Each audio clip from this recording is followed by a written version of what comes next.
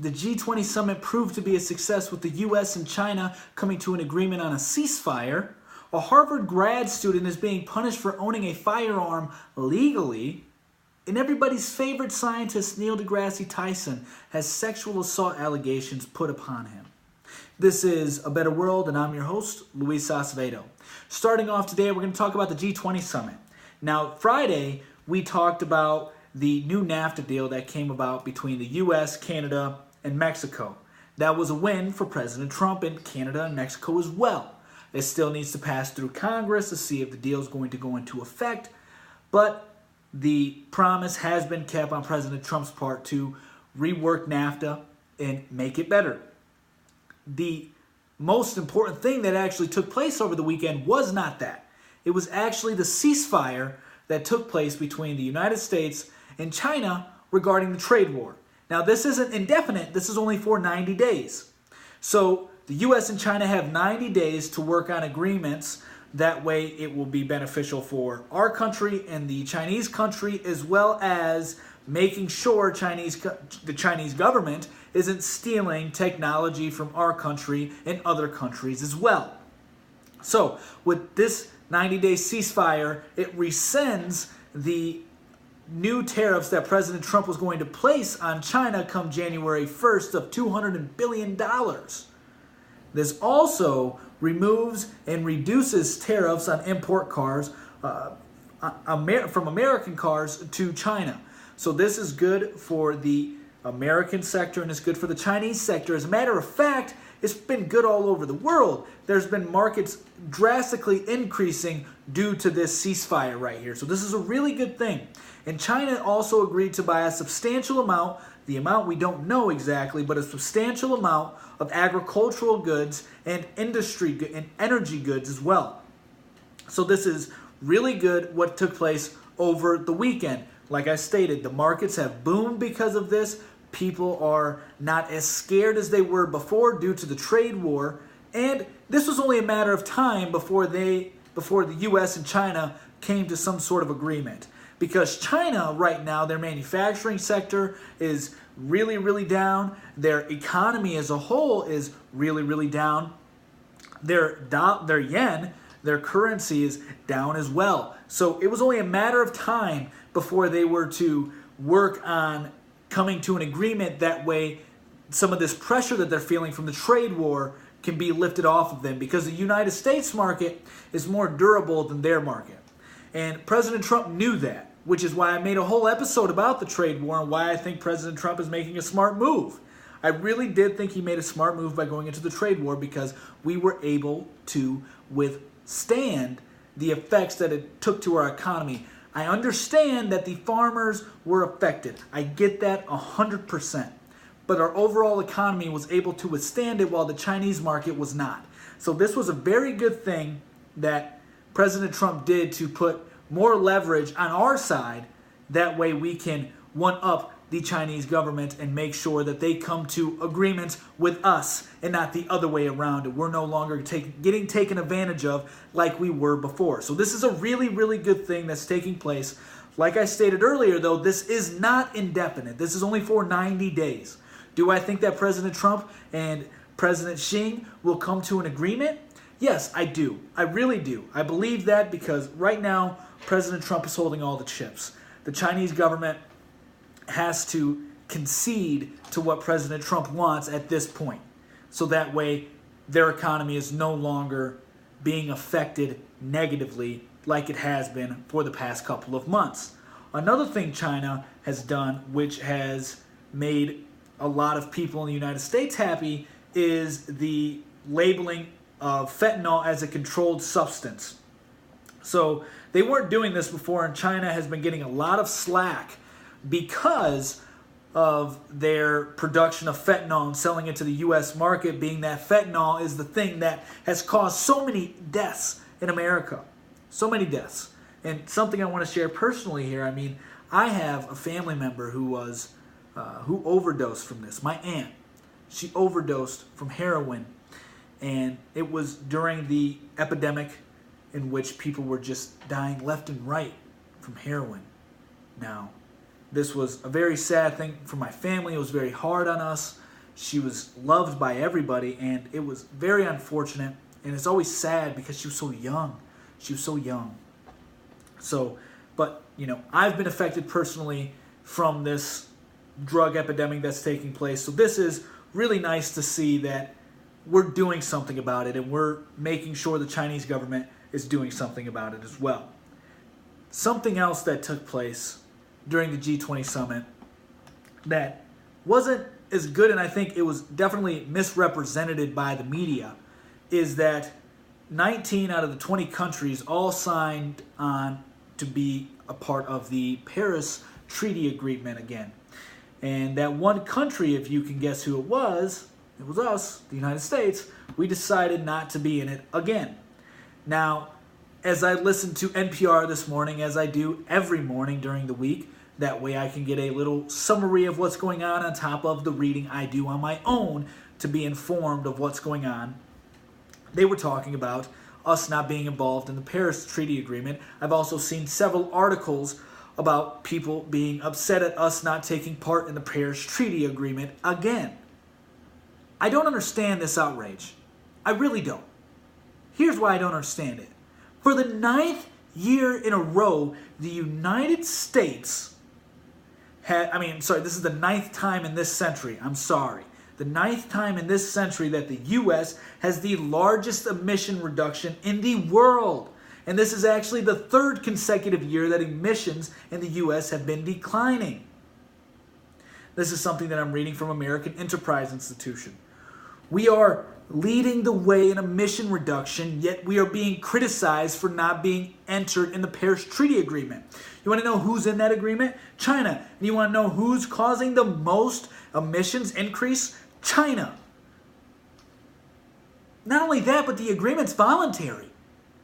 There's no incentive other than the fearful message that the world is going to fall apart and burn and everybody's going to die if we don't get on this climate change agenda. Other than that, there's no incentive for the countries to do it in the Paris Treaty Agreement. We were the only ones doing it. And we're leading the way without being in it. So what's the need of being in it if we're doing it without the agreement? So the media is obviously outraged over nothing. They just don't like whatever President Trump does. They don't. It's plain and simple as that.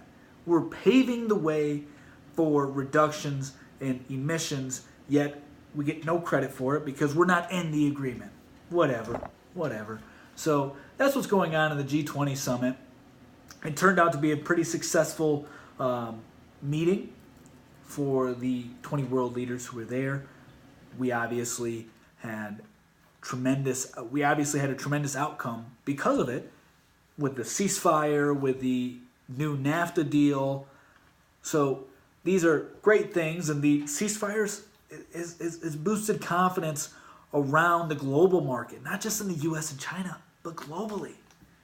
So that's what happened in the G20 summit. Now, what's going on this week in the news as far as American politics is funding. They have to come to an agreement, I believe, by Friday, or else the government will be shut down.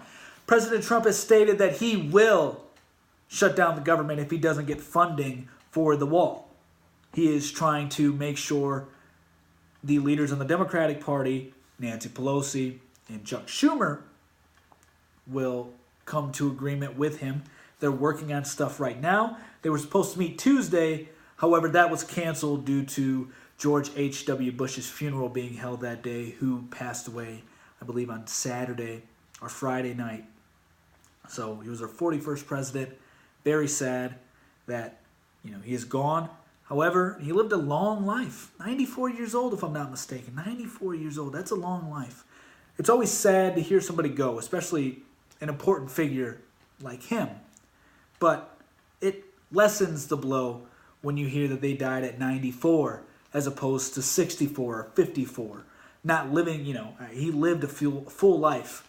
So very sad, and a very accomplished life as well. So we'll see how the meeting goes with the Democratic leaders and President Trump after the funeral and all that. Now, moving on to the other story that we wanted to talk about today is the Harvard graduate student was forced to move out of her apartment. Why was she forced to move out of her apartment? Well, because she owned a firearm legally. And nowhere in the article from Fox News or anybody else that's covering it does it state that she wasn't allowed to own a firearm in her apartment. Here's what happened. She has a MAGA hat and she's from Alabama. So she is a Trump supporter and she's from the South and she's a white girl.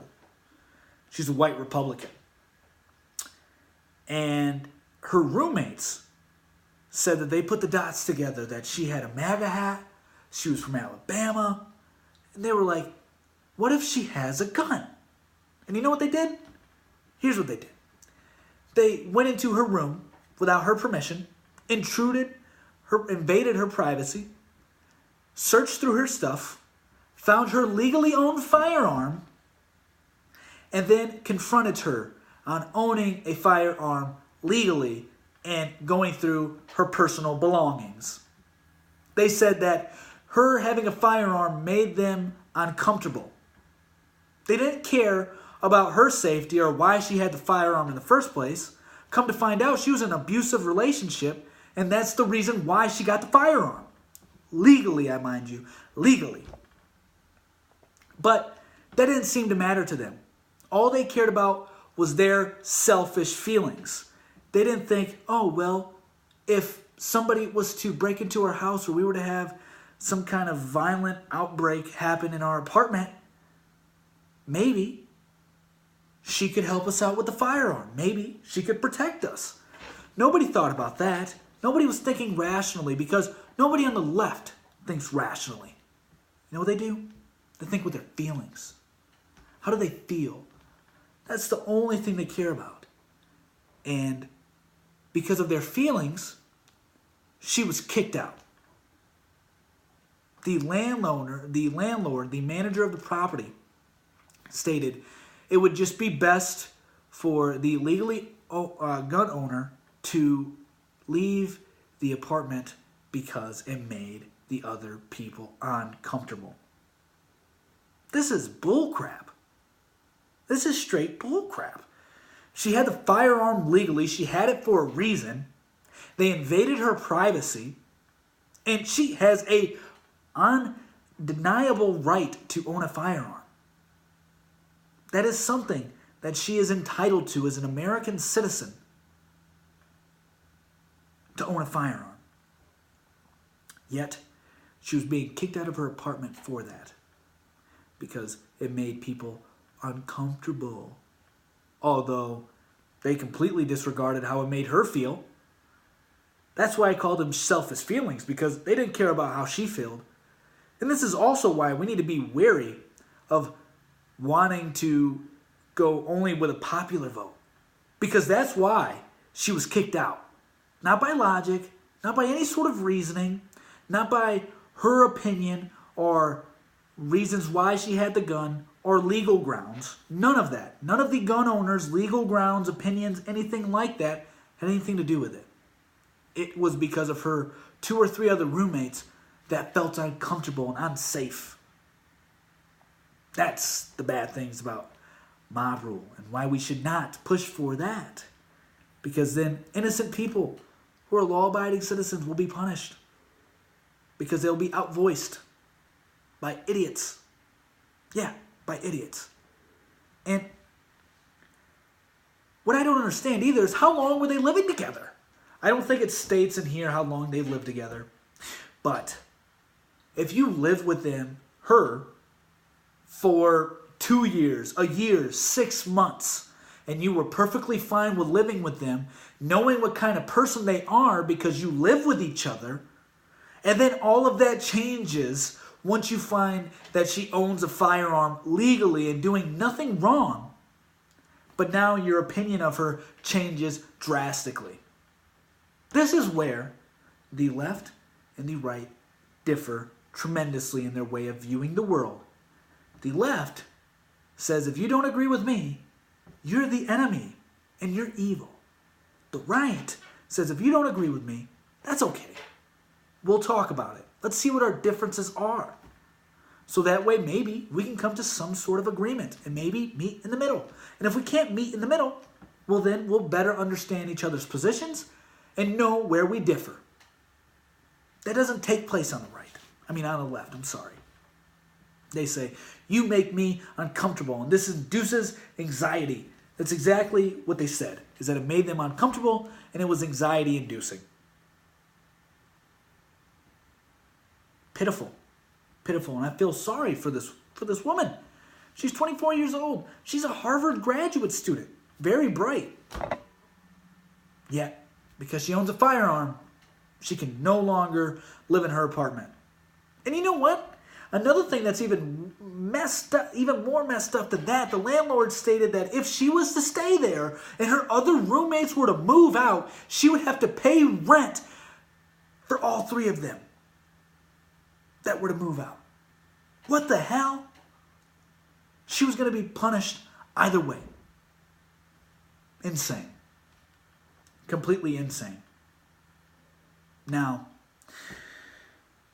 in other news, everybody's favorite scientist, Neil DeGrasse Tyson, has sexual assault charges pressed against him. He has vehemently denied them thus far. Now, what are the charges, you may ask? What's the story behind this? Well, the first story is, the first accusation, I should state, and story, is a scientist, a fellow scientist, who met him at this get-together for scientists after this deal that they went to, kind of like an after-party type deal, right? They went there, and obviously a bunch of other scientists went there as well. When they were there, the female scientist saw Neil deGrasse Tyson and said, oh, we should take a picture with him. So she went over there, took a picture with him, and after the picture, he looked at her arm, which had a tattoo of the solar system going up to her collarbone. One of the pictures, you see that Neil deGrasse has her arm turned, looking at it, looking at the solar system. That's one of the pictures. What happened after the picture is when she claims sexual harassment took place. So after looking at the solar system and taking the picture, he then asked, where's Pluto? Maybe it was a bad joke. Maybe he was flirting. But she took it as inappropriate behavior. Inappropriate behavior because the solar system was going up to her collarbone. So anybody thinking of the solar system would be able to figure out, okay, if the planets are going up to your collarbone, Pluto has to be somewhere in your chest area, right? That's what he was asking. Maybe it was a flirt. Maybe it was just a bad joke trying to flirt. I don't know. But she said it was creepy behavior, and it made her uncomfortable. Okay, maybe. I can see that if you didn't like it and it made you uncomfortable, you should stop. That's about as far as that went, right? So that's one of the charges. The other one is from, I believe, an intern or somebody who maybe works with him, stated that he asked her to go back to his apartment at 10:30 at night, have a glass of wine. She agrees. She says, okay, I'll go to your apartment, I'll have a glass of wine. It's 10:30 at night. When they got there, he takes off his shirt, not to where he's just bare-chested. He has an undershirt on.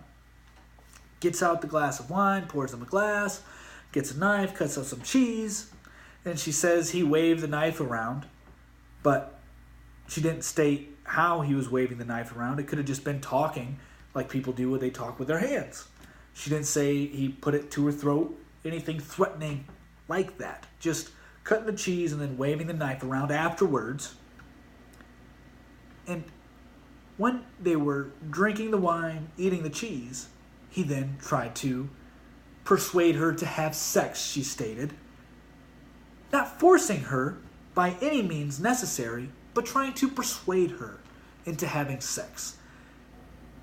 She said that he grabbed her arm and asked her if she knew the Indian handshake. And this Indian handshake involved them holding hands and placing one of her hands on his chest and in the other hand on her chest. His hand, that is. So that way they can feel the beating hearts. That was the Indian handshake. I'm sure if you put two and two together, it seems what the next step would have been if it was to be successful on his behalf. She said it made her uncomfortable, and then she left shortly after that. That's the other charge. Both of these charges seem completely ridiculous. The first one just sounds like a bad joke. So if you can't take the chance to make a bad joke in order to try to win over a female, then you're just ruining the dating game entirely. Lucky for me, I'm happily married, so I don't have to worry about these things. However, when my wife and I decide to have kids and our children going to the dating world is going to be vastly affected by this stupidity that is being taken over from this Me Too movement. Not even going that far down the road, just now recently, a lot of my single buddies, I know people who state that they're intimidated to go talk to women because they don't know how it will turn out. And if they say the wrong thing, they can now go and take some sort of legal action against them. Some people may say, well, that's good. That's good. You should watch what you say. Maybe that is the case. But when it comes to dating, it's all about risk. That's what it is. You have to just step out there and say, all right, I'm just going to say this. Obviously, you don't be rude about it. You don't try to come off as a pig. That's disgusting if you do those things. You don't say really vulgar things to a woman, but taking the risk, obviously making a flirty joke, showing that there's attraction there, being clever and witty, as I thought Neil DeGrasse Tyson did when he was like, where's Pluto at? Joking about that since the solar system went up into her chest. That seemed as if it would be a good joke, being that they're both scientists. She didn't like it. Fair enough. He stopped after he did that, and she stated it was creepy behavior. He stopped. As for the last story, what was she thinking? What was she thinking saying, yes, let me go back to your apartment at 10:30 at night and have a glass of wine? What in the hell was she thinking that was going to take place? Do you really think that any dude who invites a female back to his place, if they're straight, I'll add that, if they're straight, ask a female back to his place at 10:30 at night, is looking to just have a glass of wine? You are completely ignorant or just blind to the situation at hand. And you don't know anything about social cues, and you don't know anything about being sociable, and you don't know anything about dating. If you truly think that that was the only thing you were going to do, and that's the only thing he was interested in, come on now. Now she stated that he was married, that he is married, and that's kind of why she went back there.